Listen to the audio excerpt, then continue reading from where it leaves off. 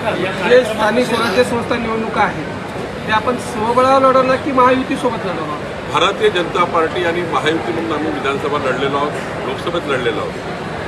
पुढच्या काळातही भारतीय जनता पार्टीचा प्रयत्न राहणार आहे की महायुती म्हणूनच आम्ही महाराष्ट्रामध्ये पुढे जाऊ. पण आमच्या ज्या स्थानिक इकाई आहेत, नांदेड जिल्हा भारतीय जनता पार्टी, नांदेड शहर भारतीय जनता पार्टी यांनी म्हणून जो निर्णय घेतील शेवटी राज्यात आम्ही महायुतीचा संकल्प केला आहे.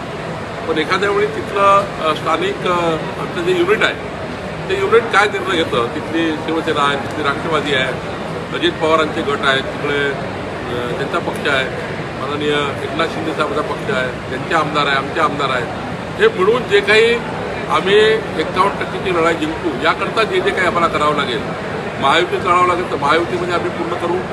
आणि एखाद्या वेळी ज्या ठिकाणी महायुती हे तिथले कार्यकर्ते, लोकल कार्यकर्ते जर थोडं काही कमी जास्त झालं तरी आम्ही मैत्रीपूर्ण लढत लढू. पण कुठल्याही परिस्थितीमध्ये आम्ही महायुतीमध्ये पाळापाणी करणार नाही. एखाद वेळी स्थानिक युनिटने म्हटलं की आम्हाला वेगळं लढायचं आहे, आमचा जोर राहील की महायुतीमध्ये लढलं पाहिजे, पण तिथल्या स्थानिक युनिटला आम्ही जास्त महत्त्व देणार आहोत. नेमकं कधी निवडणूक मला वाटतं सुप्रीम कोर्टात जे काही आमच्याकडनं सरकारकडनं जे जे काही ओबीसी आरक्षणाबद्दल डेटा पाहिजे होता, जे सबमिशन पाहिजे होते ते आता पूर्ण झाले आहे. सुप्रीम कोर्टाचा निकाल जसा येईल तसा साधारण 45 दिवस लागतात निवडणुकीची प्रक्रिया करायला. तर राज्य निवडणूक आयोग सुप्रीम कोर्टाचा निकाल आला की राज्य निवडणूक आयोग, कारण राज्य निवडणूक आयोगाला जे काही यंत्रणा द्यावी लागते सरकारने द्यावी लागतं, ती यंत्रणा तयार आहे.